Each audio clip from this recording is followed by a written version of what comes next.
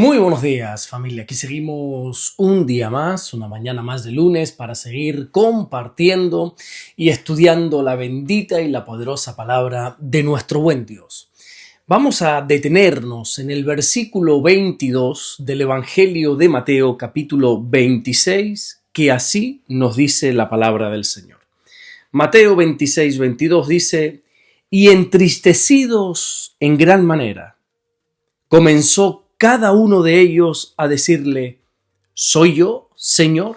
El viernes veíamos en el devocional cómo Jesús, mientras estaban todos comiendo, les anunció que uno de ellos le iba a entregar.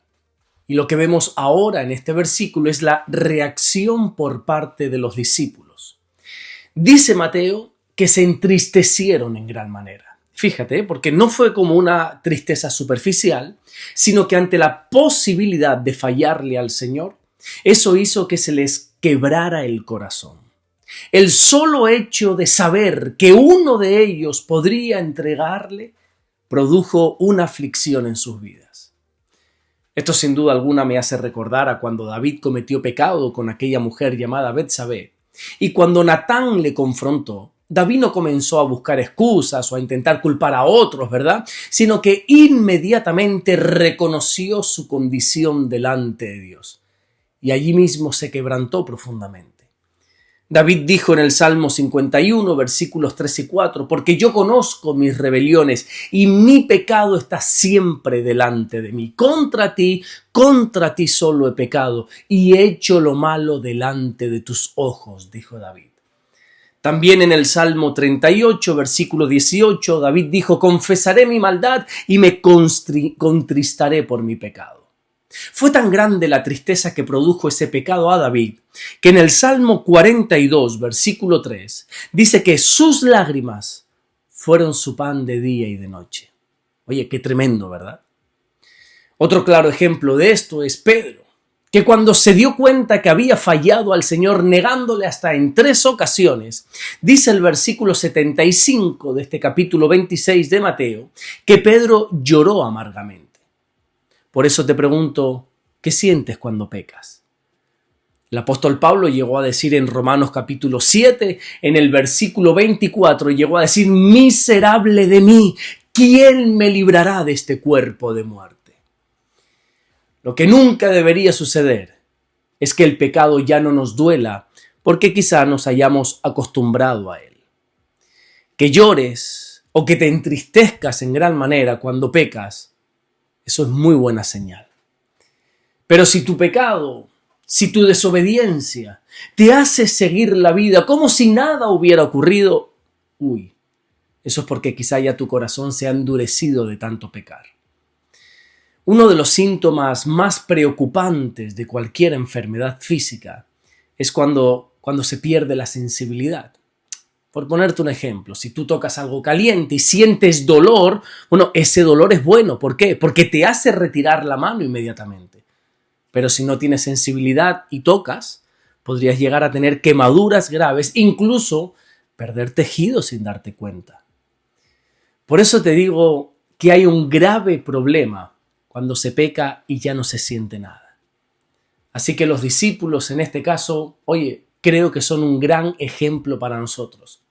Y son un buen ejemplo, no solamente porque ellos se entristecieron en gran manera al pensar que quizá uno de ellos pudiera ser el traidor, sino que también esta tristeza fue ocasionada al saber que entre ellos había un traidor. El sentimiento que deberíamos tener ante la caída en pecado de cualquier hermano es tristeza. La verdad que es muy lamentable, es muy triste ver que cuando un creyente cae, pues hay otros que, no voy a decir que se alegren, ¿verdad? Porque espero que no sea así, pero sí comienzan a criticar, empiezan esos comentarios de juicio. La caída de un hermano nunca debería ser un motivo de alegría. Porque cuando un miembro del cuerpo sufre, todo el cuerpo restante debería sufrir con él. Pablo dijo cuando escribió su primera carta a los Corintios en el capítulo 12 y en el versículo 26, que de manera que si un miembro padece, todos los miembros se duelen con él. La caída de un creyente es una tragedia espiritual. Es una victoria temporal del enemigo. Es una herida para la iglesia y por lo tanto, la caída de un creyente debería ser un motivo de tristeza, de dolor para aquellos que verdaderamente amamos al Señor. Pero bueno, cambiando de tema, hay algo que todavía me sorprende aún más de este versículo, y es que ninguno de los discípulos sospechó de Judas. Mateo nos dice que cada uno de ellos comenzó a preguntarle al Señor, Señor, ¿soy yo, Señor? Ni por asomo dudaron de Judas, qué tremendo, ¿no? Antes dudó cada uno de sí mismo antes que de Judas. Con esto lo que te quiero decir es que, oye, imagínate la doble vida que llevaba Judas, ¿eh? Judas había logrado construir una imagen perfecta delante de los discípulos, una apariencia intachable. O como dijo el apóstol Pablo en la segunda carta que le escribió a Timoteo en el capítulo 3 y en el versículo 5, había tenido una apariencia de piedad. Todos los discípulos veían en Judas un hombre comprometido con el Señor, un verdadero discípulo de los pies a la cabeza, un creyente ejemplar. Pero la realidad era otra bien distinta. Mira, recuerdo muy bien que hace tiempo atrás mi mujer predicó un mensaje haciendo referencia precisamente a este tema, donde ella habló de Judas como si fuera un camaleón. Todos sabemos que los camaleones tienen una capacidad única, que es la de cambiar de color. Estos animales tienen esa capacidad de poder lograr cambiar su apariencia según el lugar donde se encuentran. Y así era Judas, que delante de los discípulos, delante del Señor, él tenía un aspecto, pero delante de los demás, como por ejemplo de aquellos líderes religiosos, tenía otro aspecto. Qué triste, ¿no? Qué triste saber que espiritualmente hay personas que viven como camaleones, que viven en la iglesia y que parecen muy espirituales, que hablan, oye, como verdaderos cristianos, verdaderos creyentes, pero cuando están en otros ambientes, ahí actúan de otra manera completamente diferente, completamente distinta.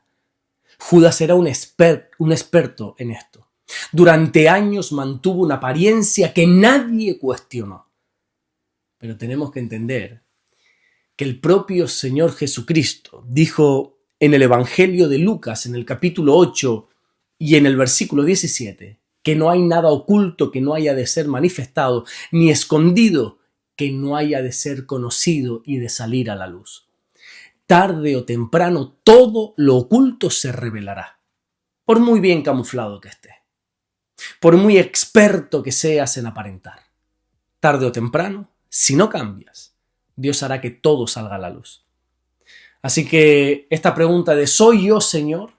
Creo que sigue siendo una de las preguntas más importantes que todo creyente tendríamos que hacerle a Dios, porque antes de estar señalando a alguien, debemos estar permitiendo que la palabra de Dios señale nuestros propios corazones. Antes de señalar la paja del ojo ajeno, tenemos que mirar la viga que está en el nuestro. Dejemos de mirar tanto los errores de los demás y vamos a comenzar a preguntarle al Señor, Señor, ¿hay algo en mi vida que te está desagradando? ¿Hay algo que debo corregir? ¿Hay algún pecado que quizá yo no estoy viendo?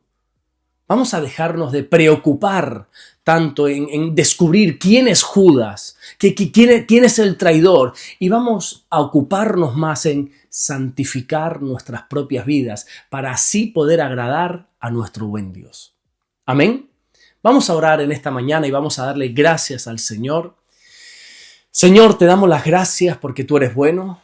Gracias por guardarnos, por bendecirnos, Señor. Gracias por este fin de semana hermoso que nos has hecho pasar. Oramos por hoy lunes para que nos bendigas. Bendigas no solamente este día, sino toda la semana que tenemos por delante. Y te pedimos, Señor, que tú nos libres de dobles vidas. Que nos libres de las apariencias. Que nos libres, Señor, de las falsedades, de las hipocresías. Y que podamos ser leales y honestos contigo, Señor. Que seamos uno, mi Dios. Que no tengamos que aparentar, sino que verdaderamente seamos fieles a ti. Gracias, mi buen Dios, por todo lo que estás haciendo y gracias por todo lo que vas a hacer en el nombre bendito de Jesús. Amén y amén. Que Dios te bendiga. Nos vemos mañana martes, Dios mediante, para seguir compartiendo la palabra del Señor. Recuerda que los lunes me gusta pedirte que por favor compartas aquí en los comentarios de este canal de qué se predicó ayer en tu iglesia, cuál fue el mensaje, el título, el versículo central por el cual el pastor desglosó, desarrolló toda la enseñanza y así todos juntamente los que formamos esta comunidad, juntamente podemos seguir aprendiendo más de la palabra del Señor. Nos vemos mañana, Dios mediante. Bendiciones.